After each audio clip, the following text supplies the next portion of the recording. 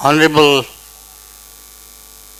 delegates from different parts of the world, revered monks, and dear friends. We are here to deliberate on a theme which is of a great significance for a human being who claims to be rational and ratiocinative. Human life is a prized possession and therefore has tremendous responsibility, being the highest evolute in the cosmic process.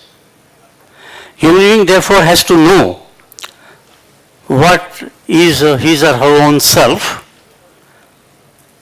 the surroundings, as also the meaning and purpose of our existence. Our ancestors have told us that human being has tremendous potentiality for self-ennoblement, self-enhancement, and for that what is required is the knowledge of reality, true knowledge of reality,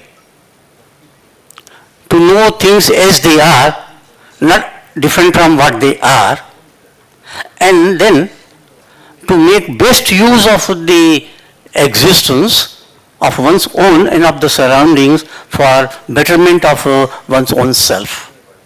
And this betterment consists in realization of peace, perfection, and beatitude. Therefore, we thought that we should deliberate on this particular theme from both the Vedic and the Buddhist traditions, and also we bring in the Jain tradition, which are the three components of Indian culture. We take dharma in a very wide sense, not in the sense of any sectarian approach to reality. Dharmo vishwasya jagata pratishtha. Or when Buddha said, Dhammam sharanam gacchami, well, he didn't mean any particular cult, whether it be Hindu cult or Jaina cult or Buddhist cult or Islamic cult or Christian cult and so forth.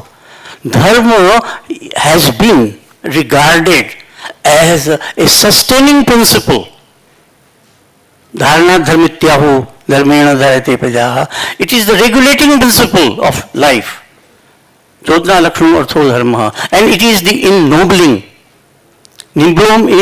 both in the physical, mental and spiritual dimensions. Yato abhyudaya nishya siddhi sadharma. So we take dharma or dhamma in a very wide sense. Dharma stands for those guiding principles which make human life truly human. And therefore, dharmic principles stand for universal friendship, universal compassion, universal wellness, and mutual caring and sharing. It has been insisted in our tradition, both the Vedic, the Jain and the Buddhist, that we have dependent origination and interdependent existence. We don't live the life of a Robinson Crusoe. We have to, and this interdependence is universal, as has been now ratified by the quantum physics. And therefore, there has to be peaceful coexistence, mutual cooperation, and reciprocal caring and sharing. Well, this is the ideal that a human being has to put forth. And if we have that ideal to pursue, then definitely there will be peace and plenitude in the world. All is not well in the present day existential scenario. In the inaugural speech itself, this has been pointed out. We find that there are stresses in human life, there are turmoils in the outer world, there are struggles and conflicts among the human beings and nations. Well, terrorism is also there as a great menace we are facing, and therefore it is high time that we revisit those noble ideas and ideals which have been posited in the cultural traditions of these, I should say, different facets of Indian wisdom. Indian wisdom is holistic. It takes into account the entire cosmos, and therefore it talks of wellness not of an individual or a community but the whole universal. Sarve bhavantu sukhina, this has been our ideal. We have several very distinguished panelists. We have Sri Ram Madhavji, who is a profound thinker, a prolific writer, and a visionary as well. This conference is in fact his brainchild, and we shall be listening to his learned discourse. We have a few other important speakers. We have Swami Hari Prakash ji from Chennai. We have Professor Thich Nhat Tu from Vietnam.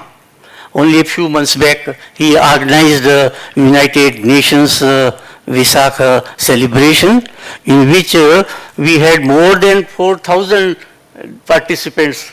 I think, how many? More? 50,000 were there. And I was one of the keynote speakers there.